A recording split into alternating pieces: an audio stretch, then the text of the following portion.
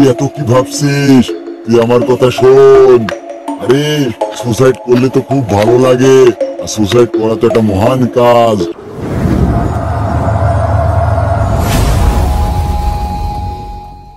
তুমি একটাবার বোঝার চেষ্টা করো। তোমাকে ছাড়া আমি কি নিয়ে বাঁচবো বলো? শুধু একটাবার বলো, তোমাকে ছাড়া কি আমি বাঁচতে পারবো? তুমি আমার সাথে এমন করতে পারলা? তুমি একটাবার বোঝার চেষ্টা করো, তোমাকে ছাড়া আমি বাঁচতে পারবো না সাদিয়া। তুমি যদি আমাকে ছেড়ে চলে যাও, আমি কিন্তু সত্যি সত্যি সুসাইড করবো।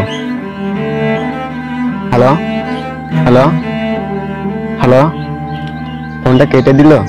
আমি এখন কি করব? আমি তো কিছুই বুঝতে পারছি না।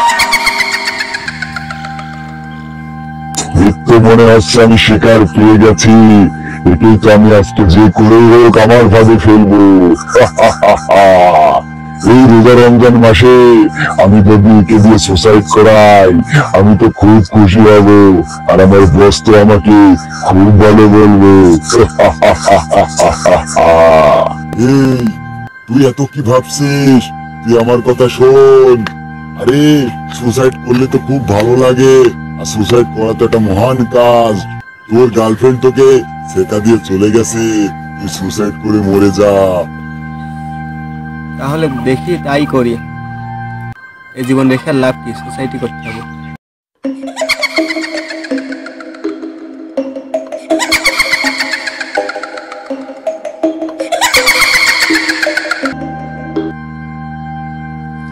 এখানে তো সুসাইড করার সুন্দর একটি জায়গা, কিন্তু দড়ি কোথায় পাওয়া যাবে?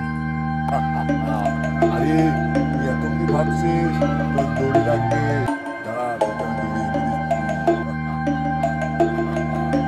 এই দেখে দড়ি, এই দড়িটা দিয়ে যা গিয়ে সুসাইড কর, যা যা।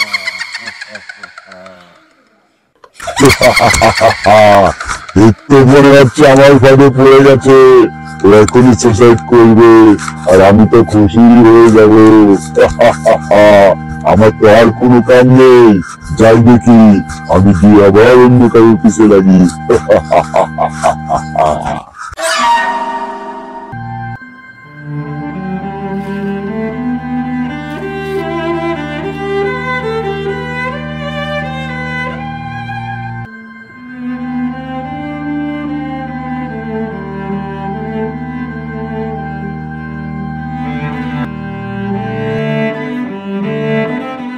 ভাইয়া ভাইয়া কি করছো?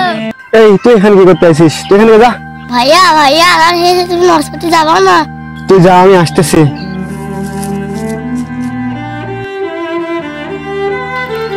এটা আমি কি করছি? সামান্য একটা মেয়ের জন্য আমি আমার নিজের পরিবারের কথা না ভেবে আমার জীবনটাকে নষ্ট করে দিতে চাচ্ছি। নামাজের সময়ও হয়ে গেল, ছোট ভাইও ডেকে গেল, দেখি যাই নামাজটা পড়ে আসি।